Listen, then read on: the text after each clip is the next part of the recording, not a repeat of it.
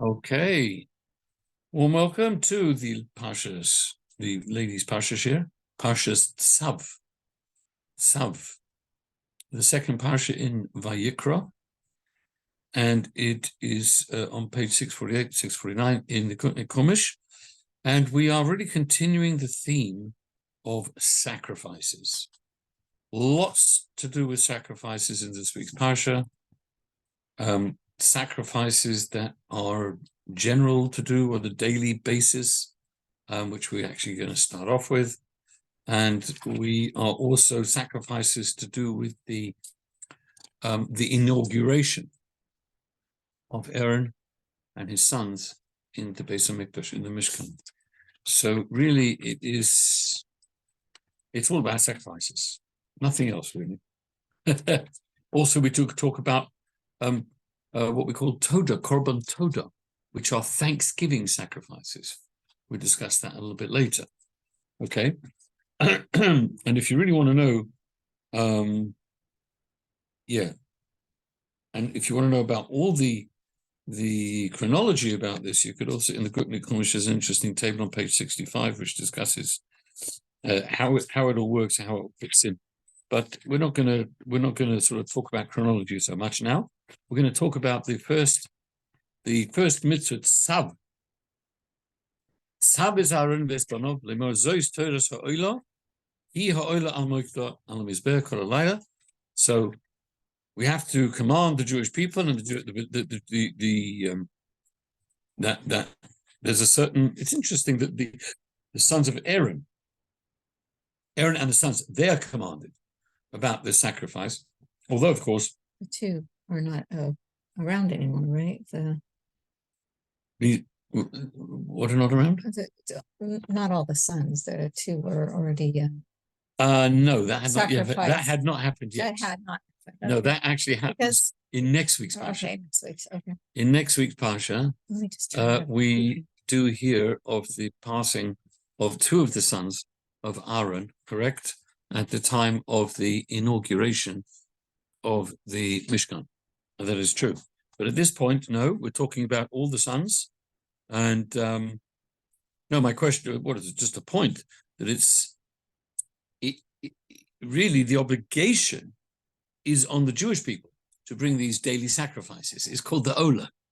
This was, in a sense, everything was focused around this in the Mishkan, because there was the morning Ola, which was done very early in the morning, and then the afternoon Ola, which was done, as it says, towards the end of the day. Okay, that was sort of done, normally speaking, after the 3.5 hours. Oh, thank you very much. So this was an obligation on everybody. Why then is it just that Savis Aram Isbanov? Why is it just to commanding Aaron and his sons? Okay, because they were the ones who were bringing it. They were the ones who were bringing this sacrifice. Now, okay. Second. How do I mute everybody? Actually, let's see how to mute. Okay, is everybody muted? Thank you. Okay, so now, if you notice in verse 3, we have an interesting discussion here. That it says, he shall wear this his garments, his white tunic, he calls it, right? And he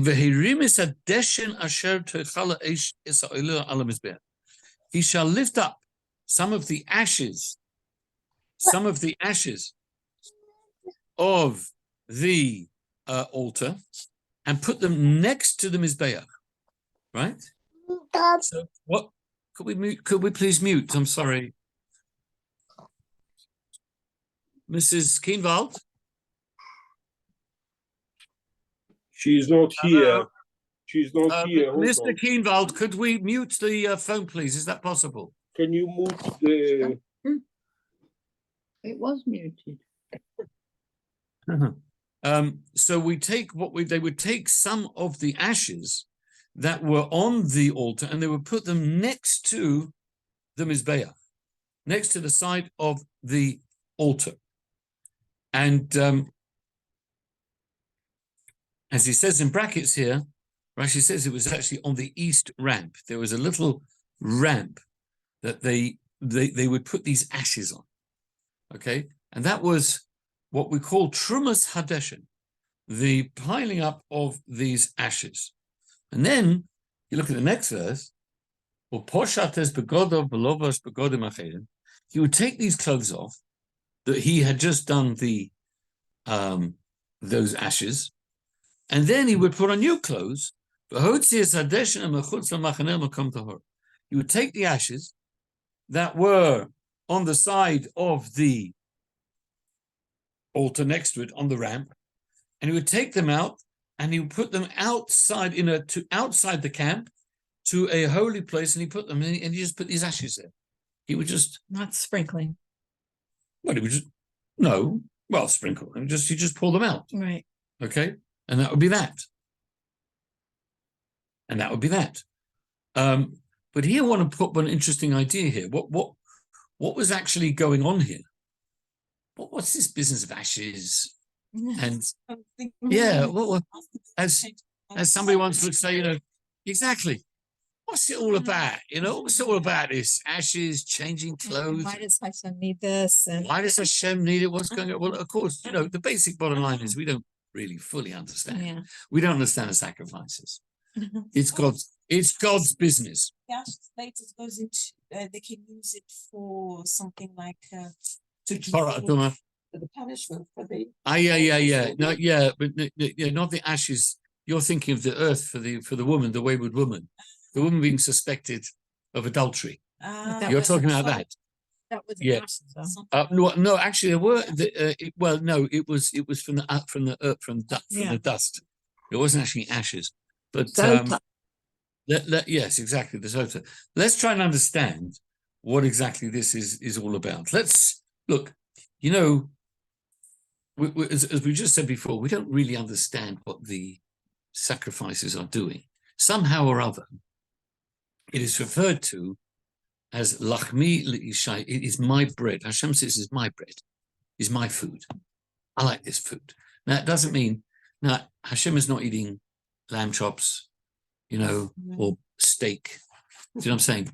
Because it's being offered up on the altar anyway. So what is going on? It's burning. It's burning. And when something burns, what happens really? It's interesting because we've got four things in the world. There are four basic elements. We've got earth, fire, air, and water. Everything exists, has a certain amount of air in it, has a certain amount of energy in it, which is fire, if you like, right? Earth and water, everything. Now, here's what is interesting. That when you burn something, what is left when you burn something is ashes. Well, that part, is there any way you can actually get rid of the ashes? Can you burn the ashes to a point where they no longer exist? No. It never goes away. It never goes away. The Yeah. ashes never go away. It doesn't matter how much you burn them. You could burn them till the cows come home. The ashes don't disappear. Why is that? Because they represent, of course, the element of earth. Oh. And earth is earth. So once you burn something, the fire, obviously is fire, there is a fire there, and the water and the air, okay, and the other organic burnable stuff is burnt. So what is left is ashes. And body is always I understand it says always for purification, isn't it? Does that mean that the ashes is purified after being burned? Well, this is what we're sort of discussing here. Purification. Whatever it is, these things are going back to their source in a way, right? The fire itself brings things back to its source. So the sacrifices, they're in a sense, the fact that they are burnt and they go back to their roots and their source somehow or other. Hashem wants that. Hashem likes that. You might even say he needs that, although obviously he doesn't need it to the point where if he doesn't, because we don't have sacrifices nowadays, we have substitutes for sacrifices. Yes, prayer, charity, tzedakah, learning, right? All these things, acts of kindness, they're substitutes for the sacrifices. It's all about Hashem providing a way, a means of having connection.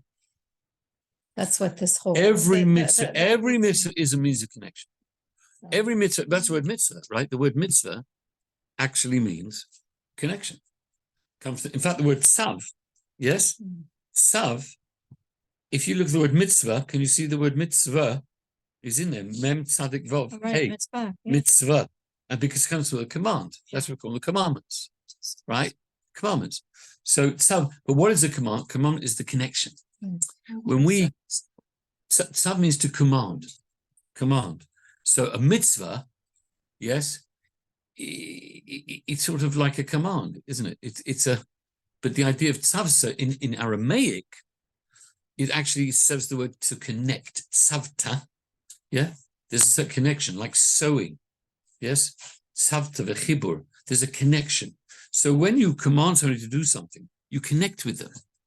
Do you remember we spoke about this metaphor when you have, if you imagine the metaphor we discussed quite often about Einstein sitting in his office at Princeton doing his thought experiments and his calculations, yes? And then, Mavis, the tea lady, or the cleaner walks in, yes, and she's just cleaning, she's cleaning around, and she's this and the other. So you ask the question, well, what connection does Mavis have with Einstein, Professor Einstein at Princeton? Where's the connection there? Is there any intellectual connection? Is there any meeting of the minds? Not exactly, right? Mavis doesn't understand anything about relativity or anything, right? And the professor's frankly is not quite interested in really having, you know what I mean? He's busy doing his thought experiences. Well, she may be a very nice lady, but it's absolutely nothing to do with him, right? Then suddenly he notices that he's feeling a bit thirsty. And he notices Mavis in the corner. He says he can't be bothered to go and get his own cup of tea. So he says, Mavis, do you mind making me a cup of tea? And Mavis says, well, of course, I'd love to make you a cup of tea. For the professor, my pleasure, right? Suddenly, what do we have? We have an amazing situation where Einstein and Mavis, they're like connect, she's doing something for him. He's asking her to do something. she would normally have nothing to do with this guy. He's too great. He's too amazing. It can't even to say hello to him would be a bit, you don't want to interrupt, disturb, right? Now she's somebody. She's making a tea for Professor Einstein. Yeah. Well, that makes her into somebody. So when Hashem, if you look at Hashem, the same idea is he's Einstein infinite, on steroids, infinite Einstein, infinitely great. We are these tiny little Mavises walking around trying to clean the, you know what I'm saying? And he asks us to do certain things. These are the mitzvahs. And he said, could you mind, is it okay if you do this? I like this. I want you to do that. I want you to do this, right? We call them commandments. Yeah. But it's not like, somebody once said nowadays, we could call them the 10 suggestions. Yeah. That would be very politically correct. Very woke. Yeah. But so whatever it is, the 10 statements, the 10 things, the 10 requests. It's not even a suggestion. It's a request. Hashem has 613 requests, right? And those requests allow us to connect with God when we do them. 613 ways of making a cup of tea. Yes? Different kinds of tea. Yes? And crumpets. Different kinds of crumpets. That's right. There you go. Look, we got all sorts of, right? It's not just tea and coffee here. We got this and that and the other. Many different ways to connect with Hashem. 613 bridges and 613 ways to connect with Hashem. But it's not really even, these are not optional things. These are commandments. Okay. This is not like... interestingly enough. They're not suggestions. No, but they are more of requests. It's more like if you... But funnily enough, Tzav yes, Tzav, is more than just Vaydaber Hashem Moshe Leimor. And God said to Moshe, saying, the Jewish people do this, do that, do this, do that, do that, right? But the word Tzav, funnily enough, is a much more powerful word because Tzav means command. Doesn't mean speak to them, ask them, request for them. That's the whole point. That's the whole point. But Tzav, It's more than just. but that's here, Dafka. That's here. So just not. Yeah. Well, in this particular, specifically here is using the word Tzav with regard to the Ola, which is so interesting because it's one of the mitzvahs that, first, we don't even do nowadays. Second of all, it's like it's an obligatory sacrifice. Day in, day out, right? Costs money. That's another thing. Costs money. So stuff that costs money, sometimes you need a bit of extra encouragement. Now, sometimes God says you could do mitzvahs. They're not necessarily obligatory. Like, for example, I'll give you a couple of examples. Tzitzit, for example. Where it's, tzitzit's a mitzvah in the Torah. Well, it is a mitzvah, but it's only a mitzvah if you're wearing a four-cornered garment. If you don't wear a four-cornered garment, you don't need to put tzitzis on. The rabbi said, you know what? It's so easy, such simple. Put on a four-cornered garment, and then you have to put on tzitzis. It's a doddle. But you don't technically have to. You understand? Matzah on Pesach. Is it a mitzvah to eat matzah on Pesach? No. Only the first night. Only the first night. Biblically, to have matzahs. The mitzvah is not to have chometz. Don't eat chometz. Right? But if you want to have vegetables and fruits, and meat and fish and who knows what for the 7 days, if you want, in theory, you could. There's no mitzvah to do it. What about the rabbinic part of it, though? Actually, Because on Yom Tov, there's a mitzvah to wash because it's Yom Tov. Yes? Yeah. That's the kind of rabbinic thing of washing. Right. And you can't wash on bread because it's Pesach. So you have to wash on matzah. That's a... No, but rabbinic taking it on. So I'm saying yes. But I'm talking now, we're talking about the mitzvah from Hashem's point of view now. Oh, yes, okay. Even rabbinically. But I say, if somebody doesn't wear, for example, if you don't eat matzah on Pesach, apart from the Seder nights, I mean, biblically it's the first night, rabbinically it's the second night, because we keep 2 days of Yom Tov, right? Mm-hmm. But if you don't have matzah for the rest of Pesach, you're not doing anything wrong at all, right? What about, it's a mitzvah to there's a ritual way of slaughtering animals, right? We have shchita, right? Is that a mitzvah? Well, it's a mitzvah if you want to eat meat. Do you have to eat meat? No, you don't have to eat meat.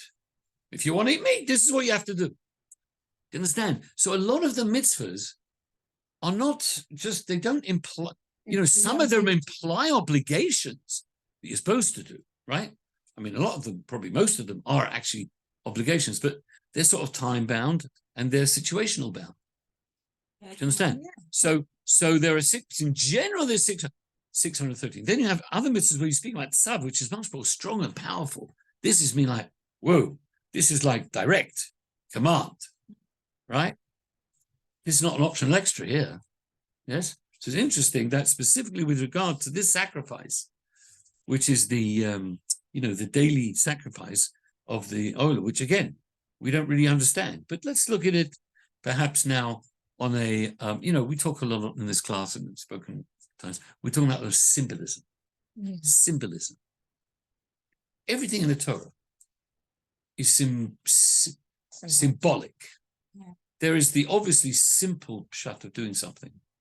And then there's a certain symbolism, and there's a deeper symbolism, and there's even deeper, right?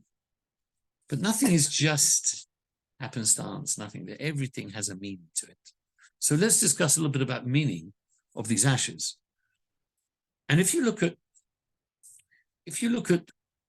what these ashes are, and you look at what the animal is, the animal that is burnt, that bit which goes up directly to Hashem, if you like, represents direct connection with holiness and spirituality. And when we're serving Hashem, that means to say that we are doing things that are directly connected with Hashem. We are doing a mitzvah, we are davening, we are learning, we are meditating. These are direct holy connections with Hashem. And those go like straight to Shemayim. Yeah? And they're like, if you like, burnt up. But then you have stuff that's left, the ashes. Well, what do the ashes represent? Well, there's two levels of what they represent. The first level is they represent the stuff that is not directly connected with Hashem, but indirectly connected with Hashem. You know, we do certain things. For example, I mean, look, this Chumash, what's it made of? Paper. It's made of paper. What's the paper come from? Yes. A tree. So a tree was cut down and used to make paper and ink and bound and put in a book. So we learn Torah from this book. So here we have a sort of an indirect connection, but a kind of an easily visible connection, if you like, of something indirectly connected with spirituality. Yeah. And that is what goes next to the altar. Because you remember that these things, they're close to, they're indirectly connected to serving Hashem. And you can see the connection. You know, we use the parchment, which is the skin of an animal, to write Torah and tefillin. And we have the skin also to cover the tefillin. We have wool to make tzitzis. Yeah. So we're using the physical world to make mitzvahs, to connect to it. This is right. So this is Etzel HaMizbeach. That goes next to the Mizbeach, because that's still connected to, associated with the holiness of the altar. Right. But what about the next level? Well, you're supposed to take some of these ashes and you take them out and put them in a holy place outside of Jerusalem. And by the way, you put them, you don't just dump them outside of Jerusalem. As soon as you go out of Jerusalem, chuck it away. No, it has to be a holy place, a clean place, a pure place. Makom Tahor. Now that's interesting. I'm sorry? Oh, we'll get to that. We're going to get to the clothes in a minute. But but let's talk about the clothes now. We don't talk about the ashes. You want to get to the clothes. I know you want to get to the clothes, but let's talk about the ashes. This is the final part. This is the final part of this. Outside of the. Oh, so here this represents a far more removed level of holiness, where really, visibly, optically, it does not look as though it's connected with Judaism at all.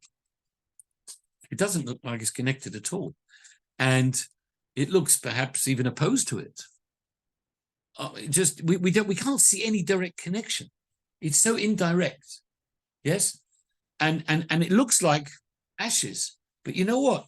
Even though it's outside the temple, if it is used, if it still has in mind, if it's outside Jerusalem, but it's a Mokum Tohor, it's still pure and it's still something special, because ultimately it was used for something holy.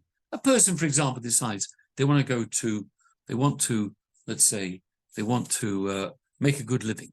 So what does he do? He goes to university, goes to college, gets a degree, and gets a job, and gets a good living. Now the thing is, the guy goes to university. You know, I heard the other day, there was some chap called, some scientist, mathematician, given Naftali Berg. You want to go to university? Ask the Rabbi, you want to go to university? He says, no, it's not really a good idea. Your university is not very good atmosphere. University is an university. It's an atmosphere of basically atheism. That's number one, right? They're certainly not God-fearing in the university, and totally immorality. There's no rules, right? Colleges, college parties, spring break. Need I say more? Okay, I don't need to say any more, right? Colleges are not known for virtuous living lifestyles, virtuous living styles. So anyway, this guy was a bit insistent. He said, so the Rebbe said, okay, he says, I will give you my blessing if every day you learn Chassidus before you do anything else. You learn a portion of Chassidus. That will kind of give you a little bit of a shot, a little bit of a vaccination against the negative forces. And that was the agreement. And he did. He was faithful to it every day before when he went out when they went to college. So do you? So when a person, sorry, just one, that was just I want to say, sometimes you do something that doesn't look particularly good, but eventually you see that it can be and would be connected to spirituality. You understand? The internet. People say, the internet, traits, cause are horrible. Looks good on the internet. Says, yes, but you know what? You can learn on the internet. You can study, you can Shiur. We could do this. We could do Zoom, Shiur. How much Torah is on the internet? Billions of hours of Torah, maybe billions, right? You would have looked at the internet and first said, Torah? Oh, Torah. So therefore, that's the ashes that are taken out. And they're a pure place because they can, you know, if you can use it for your dish, even if it's very indirectly, it gets there, you get there. Yes. So these ashes do not have the status of tumah ever. Tumah? No. There's no expression of tumah associated with them. It's interesting that it says that you should put these ashes outside the temple in a holy place. Now, I wonder if the place itself, I don't know this, if the place itself is designated, yes, to have the ashes and therefore, we're going to call this holy place because they came from the altar, blah, blah, right? Or is it that once you put the ashes there, because they originally came from the altar, it confers a certain purity on the place? I don't know really about the answer to that question. But no, there's no tumah. Okay. Ashes do not represent tumah because there's nothing to be tumah. Because there's kohanim there, so it could be. Yeah, but I don't believe if, for example, I don't believe that if God forbid there is a person, because remember, only tumah is made of a human. I say it's not. Well, okay, no, you're right, carcasses, but if animals that are burnt, on the contrary, remember, the ashes, the paraduma, are conferred and put in the water to sprinkle it to purify somebody from tumah. So it's the exact opposite. Funnily enough, the ashes, when you use them in conjunction with the water, they can purify from the worst tumahs. Right. So ashes, yeah, but that is he has a certain level of tumah, but it's not. Sure. What's the? Yeah, that itself doesn't make any sense. Right. Okay. However, yes. No, it's not the animal. No, it's not the animal. It's the person involved. It's complicated. It's not quite necessarily what it seems, but there are people who can become tumah associated when you're purifying somebody else.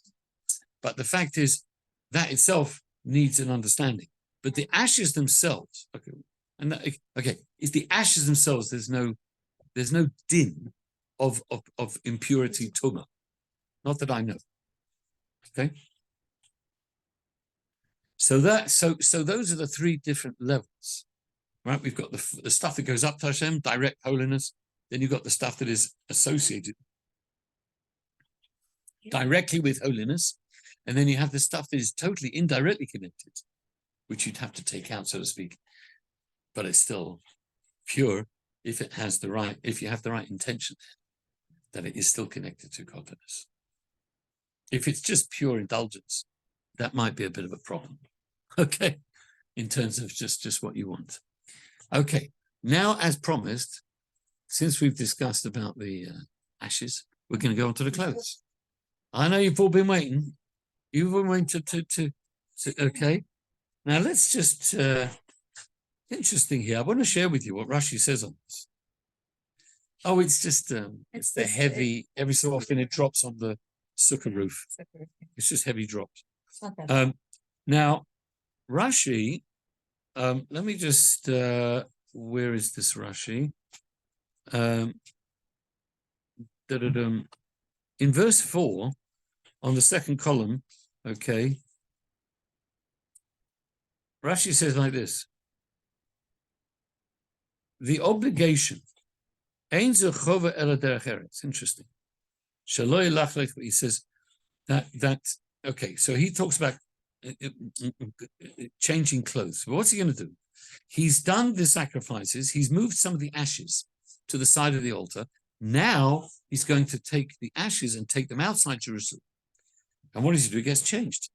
And Rashi says it's like derech eretz. He says so you shouldn't get dirty the garments, shehu, which he's usually using for the whatchamacallit, for the service, for the sacrifices, right? So Rashi says like this, beautiful motion. Begodim shebishel behem kedera, the Rabbi, garments that he cooked for his master. Cooked. He cooked some food for his master. Al yimez behem kos Rabbi. Do not use those clothes to pour wine for the master. Yes? In other words, if you go to a restaurant, who pours the wine? The chef? The wine waiter. The chef stays in the kitchen. Why does the chef stay in the kitchen? Why? Because, if you look at the chef, he smells, he's sweaty, he's got who knows what all over the place. I mean, he looks awful, right? I mean, he's doing all the work. And he must have burned the food. He's producing the food, of course, but he looks awful. Burn it. If he goes out pouring wine, he might burn it. He might burn the food. Oh, I see what you're saying. He might burn the food. Interesting. Okay. Well, here we're not worried about him burning the food. The Rashi is saying we don't want him to look unpresentable when he's serving the wine. Okay? That is the point here. Okay? So the wine. So the wine. Actually. Yeah, it's sort of the reverse. It's sort of the reverse. Yes. The wine, the pouring the wine actually represents the sacrifices. Yes. The going out into the whatchamacallit and taking it out, that's the more dirty job. Right? So it's sort of slightly in reverse, right? But the point is that we're explaining why he's changing. Why does he have to change clothes? Right? Mm-hmm. So that is the answer. Okay? That is the metaphor Rashi brings. Right? But here we have a very interesting thing, because if you look in the verse, who are we talking about here? We're talking about Aaron, right, or the sons, right? But the way you read it, if you look at it, the way you read the verse, it says, he does this, he does that, he changes his clothes, he puts it on, and he does this, and he does that, and then takes them out. Who are we talking about? Are we talking about two people? Or are we talking about one person? How many? How many priests? One.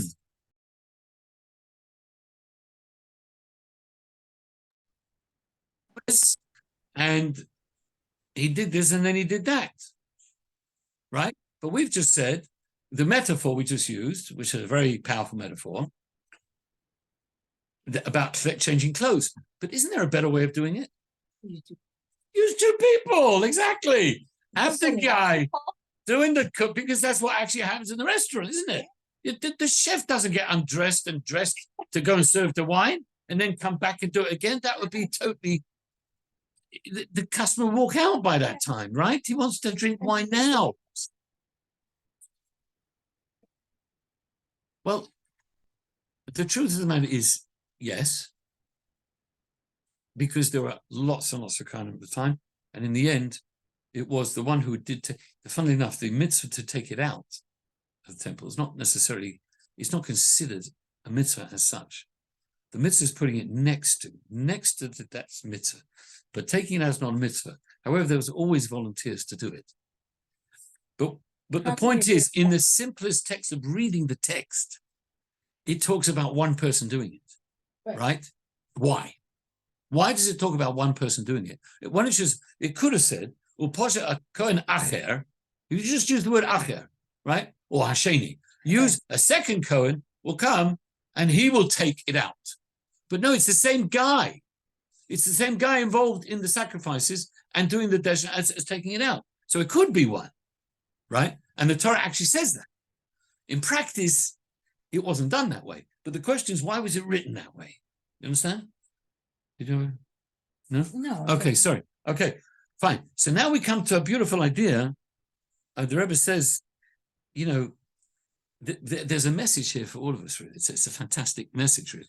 There's sometimes we make distinctions between what we think is an important job and not an important job.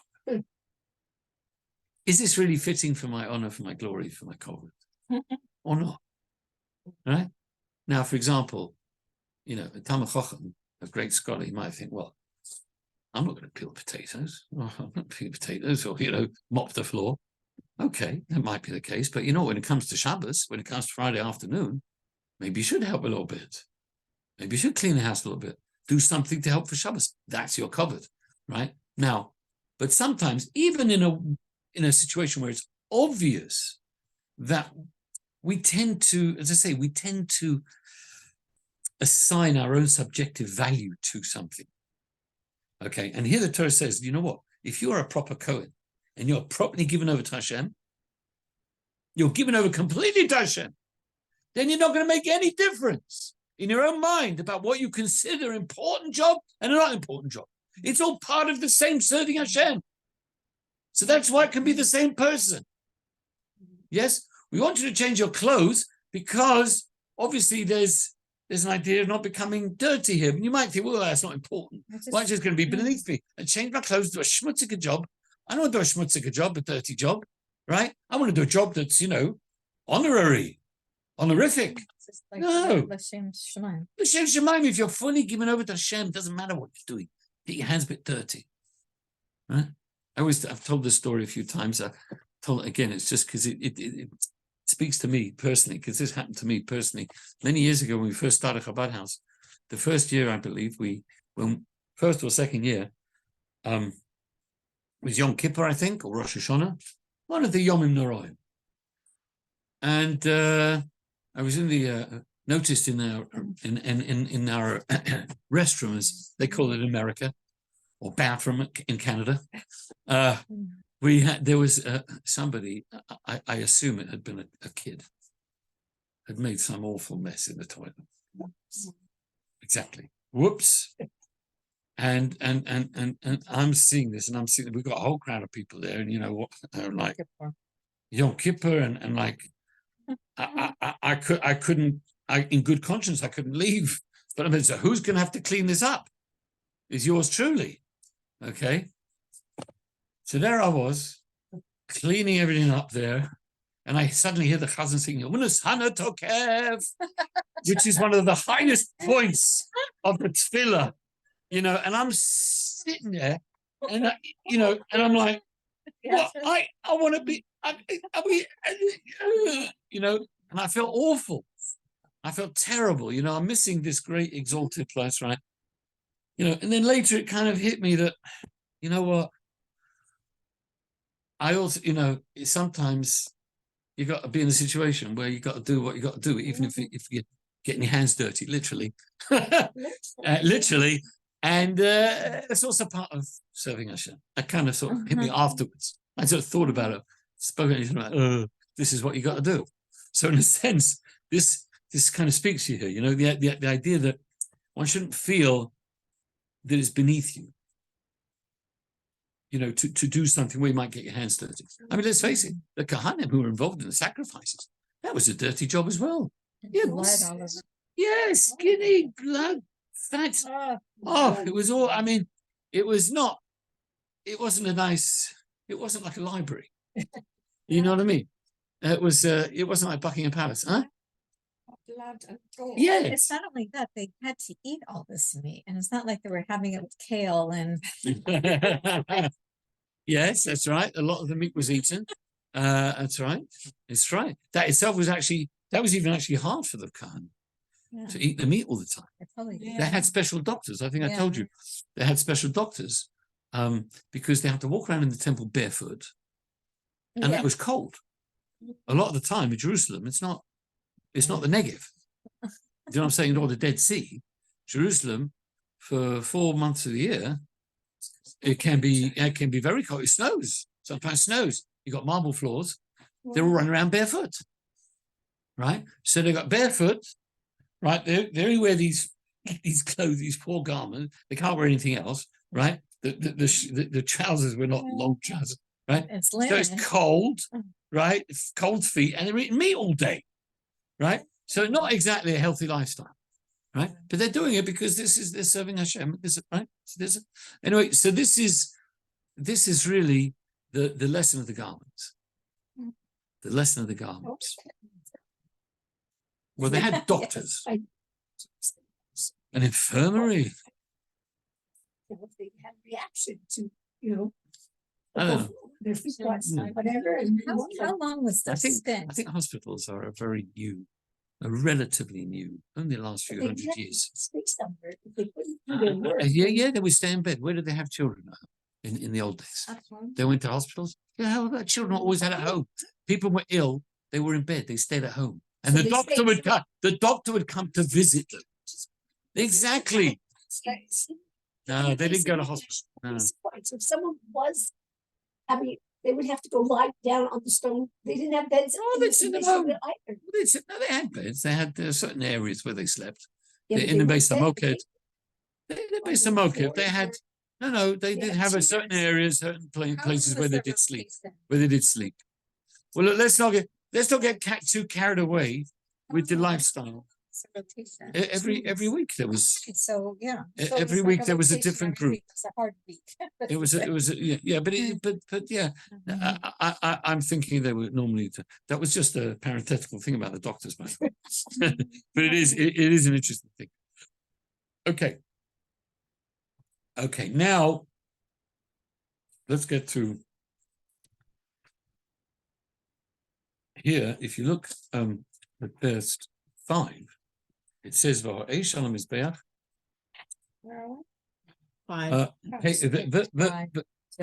Yeah, verse 5. Yeah, just time. Just wondering where we are.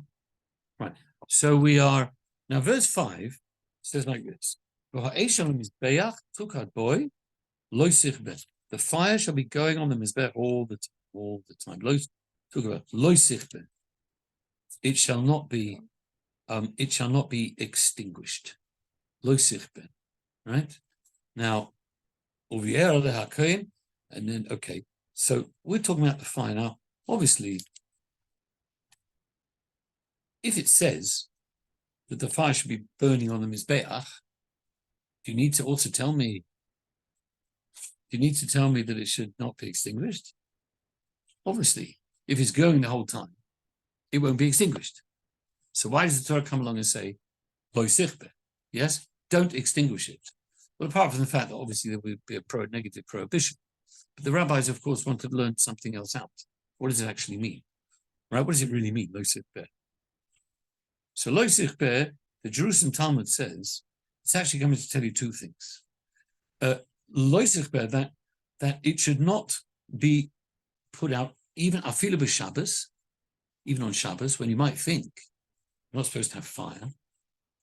You're not supposed to have fire on Shabbos. You can have fire going from beforehand, but not afterwards, right? So here the Torah is coming to say, no, the fire on the Mizbeach, that's an exception, and fire continues. Yes? Lo batuma, or it's also the Yerushalmi says, and not batuma. Lo sichbeh means that the fire should be going even in a state where the priests are in a state of ritual impurity. If they are in a state of ritual purity, there may be a question of whether or not they can do the avodah, and therefore we don't even know if do we need to keep the fire going then. If the priests are not pure and they can't be doing the avodah, so we say yes, I still have to keep going. That's why it says lo sichbeh. That's the simple interpretation. There's a whole array of Kohanim that did this alteration. Yes, but could be all of them at atomic for some reason. Could be all of them atomic. If all of them atomic, then can they offer up the sacrifices? Not if they're atomic. The fire on. Yes, regardless. The fire did not go out. It's symbolic also, by the way, of the Jewish heart. We do things with a fire, with enthusiasm. We got to keep that enthusiasm going, right? And that's a deeper symbolism here as well. Sorry, did I interrupt you? It's not based on the Kohanim. The fire was not Correct. This is like a separate mitzvah in a way. So it looks at the fire should be going all the time. Were there Kohanim on Shabbos? There were Kabbalas on Shabbos, of course. Yeah, but there's yes, we say in the Shemona Esrei on the Amida every Shabbos morning. Yeah, for Musaf. But the fire was burning, so it wasn't like yes, but you're not allowed to. You're not. No. Yeah, but you're still burning the thing. Right. No, that's you're still burning the sacrifice, right. But right? And you're cooking it, So right? But the so- fact is, these laws are suspended because if God specifically tells you a rule, and then the Torah tells you, it kind of contradicts that. If it's a positive mitzvah, we have a principle that a positive mitzvah outweighs a prohibition, because obviously, God is making the exception to the rule. But Yes? here, the fire you keep them going. It's not like we're not kindling it, right? No. You keep it. Well, it's you would be wood. adding to it. You keep it going. If it's going to go out, then you're going to put wood on it. Yeah. So you're not So you- kindling. You're Yes, but reminding- that wood is going to become kindled, Ah, and you are putting that wood on the fire. So it's not just say, well, I'm not doing anything. right. You are. You're Yeah. putting it on the fire. You're not allowed to put anything on the fire, No, I see. right? Because that will make the wood burn. So, It must jump during the night. 2 a.m. to put on the fire. yeah. Well, they would put some. Yeah, well, what would happen is they would put I would think there were two big logs that they would put on, and these big, thick logs that would last for a long, long time. And as long as the embers are still going, it doesn't necessarily mean there has to be a burning pyre. Yeah, exactly. The embers probably is good enough, right? But this symbolizes the idea of, see, the heart, the Mizbeach represents the heart. And the heart, we've got to do things with a fire, in Judaism, we've got to try and do them with enthusiasm.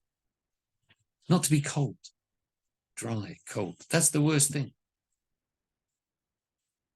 Now, that fire has to be going all the time. But you know what? There's a symbolism here about Shabbos and impurity. How does that, where's in serving Hashem, there's two different pitfalls where a person could think that it doesn't apply to them. This idea of enthusiasm and excitement. Let's say a guy what is afilu b'Shabbos, okay, even on Shabbos. Now, what does Shabbos symbolize? Shabbos symbolizes a scholar, a great scholar.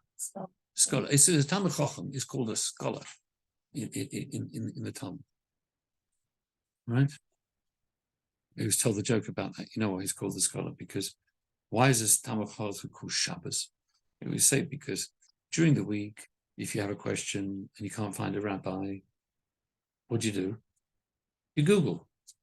You Google the question, or you ask Rabbi, or ask Noah, or whatever it is, and you get an answer. You can, right? But on Shabbos, you can't do Google. You need to find a genuine scholar. So that's why a scholar is called Shabbos, because him you can actually speak to if you can't Google. Anyway, that was, now a scholar, somebody who davens and he learns and he learns and he davens and he's studying so much, studying the whole time. He might think to himself, look, I don't need to have this external enthusiasm. I don't need all that. I'm a spiritual giant. I'm studying, I'm learning, I'm absorbing, I'm meditating. I don't need to show an enthusiasm. Enthusiasm is for others who don't have that great intellectual, solid foundation. Yeah, that's what a person could think. And we say to him, no, sir, even if you're a great, great scholar, we also want you to have a filo for Shabbos. Even guys like you should have an enthusiasm and excitement for Yiddishkeit, for spirituality. Keep that going, right? Then you have the other end of the extreme. You have a guy who thinks, what does it say? The Talmud says, "Afilu b'tumah." Even if the Kohen is Tomei, he's impure. So here refers to symbolically a guy who thinks to himself, what is spiritually somebody who's Tomei? Somebody who's really far. He's far gone. And he thinks, me? I'm going to get excited and have enthusiasm about mitzvahs. I know what I've done wrong. I did this, I did that, I did this, I did that, and I'm too far. For me, I'll be lucky just to do the thing, do the mitzvah, and that's about it. Don't expect any enthusiasm and excitement from me, because he's not interested really in my enthusiasm, because I'm such a filthy no good, Nick. Yes? No, we say no. I feel a bit tump. Even somebody who is, you think you're so far removed. No. You also serve Hashem with excitement, enthusiasm. And guess what? Hashem, eventually, that will actually bring you back. That will warm you up. The enthusiasm will actually help, sort of rectify the negativity that you feel. Yes, yes, that's right. You say fake it till you make it. That's actually that's not a bad situation. It's and actually it's interesting to fake enthusiasm is not easy, is it? Yeah. They used to say a word, they said, it's the key to the key to success in Hollywood is sincerity. So they say if you can fake that, you've got it made. You'll be a great success if you can fake sincerity, right? Because Hollywood is nothing. It's all fake. Everything is fake, right? It's all make-believe. It's amazing. You've got a whole industry based around make-believe. And, it's a billion, multi-billion, right? So here's the idea, just don't worry about it and do that as well. Any questions? I just want to discuss, perhaps just finally, just the one point here, that there is one law, the mitzvahs, actually later on in the Parsha, which discusses what we call the Korban Toda. The Toda. If you, on verse 6, on page 658, 659, verse 11, 658, 659, verse 11. These are the Thanksgiving offerings. Thanksgiving offerings. If he's bringing a Thanksgiving offering, he should offer this, that, and the other, various breads, various loaves, matzah, together with the animal sacrifice, called a toda. Very interesting. And Rashi tells us that there are 4 examples when you would bring what's called a Thanksgiving or a sacrifice. Rashi says, and it's based on a Psalm 105 or 106. He says it. Say here. Which one? No, but Rashi actually, I think he mentions the Psalm number. Okay, whatever. So one of them is if Psalm 107? Okay, Psalm 107. Okay, shkoyach. Classic questions. Okay, good, thank you. So one is the idea that if a person's life, he was ill, yes, he was ill, and he became well again, right? Then as somebody who went into the ocean, went to the sea, he crossed the sea, and he makes it, because in those days crossing the sea was very dangerous. Yes, storms, right? So it's a big deal, right? Then if a person went through a desert, also very dangerous. Yes? And lastly, if a person came out of prison, if he'd been afflicted by being in prison. Yes, exactly. We bench a gomel, exactly. It's not instead of, but it is in addition to, if you like. We say gomel, a special blessing, to thank Hashem when we've been through any of these situations. Okay? And interestingly, if they actually add up to the word chayim, which is interesting. Ches is chole. Yes. Yud is yam. The other yud is yisurim. Yisurim means coming out of prison. And mem is midbar, going through the midbar. Chayim. You see? So you remember it by that word. And Rebbe asks an interesting thing here. It's funny that you use the word chayim, which is the exact opposite of what all these things were symbolizing. These things were symbolizing a possible, God forbid, opposite of life. I don't want to use the word, right? Begins with a D, but you know what I'm saying? All these things, you person gets ill, right? goes down to the midbar, the desert, he's in prison. All these things were dangerous situations, which could be as I say, a danger to life and limb. Right? So why call it Chaim? Chaim is the opposite. So here the Rebbe says a beautiful thing. He says, if we have a document, let's say a person owns a field or owns a house, and he's got a document. It's the what's it called? The deed. And somebody says, there's nothing wrong with that deed. That deed's a forgery. Oh, okay. Oh, so let's check. They look, they investigate, blah, blah, blah, blah. And it's found document is kosher. It's not a forgery, and it's not a Bob and Meiser, it's a real document. So what happens? So that is a proper, right? Now what if somebody else comes along now and says, I want to challenge the document again? Can't do that. You only get one challenge. Yeah? You only get one challenge. You know, at Wimbledon, you get some challenges. You only get challenges, right? Now, if the challenge fails, you can't say, I want to challenge it again. You can't. No, because that point's gone already. It's finished, right? If this document has been declared kosher, you can't challenge it again because we've already looked into it. Yes? So that document now becomes stronger. That document is unchallengeable. Any other document is still challengeable. Not this one. Not challengeable. So here, what the Rebbe is saying is that when a person goes through any of these four situations, and he comes out the other end, and he's okay, he's chayiv. In a sense, although he was in a situation of possible, God forbid, danger to life and limb, now that he's gotten over it, he's strengthened.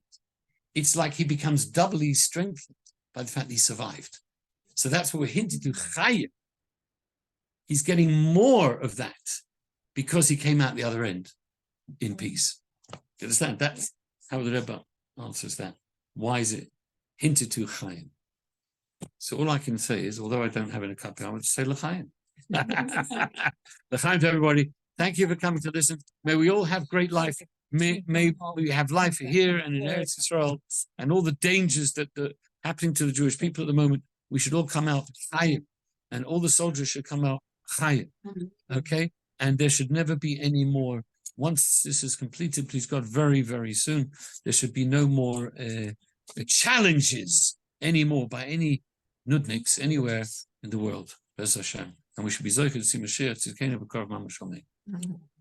Thank you so much. Thank you. Thank you. Pleasure. Thank you. Have a good Shabbos. You too. From China. The family moved from South Africa to China.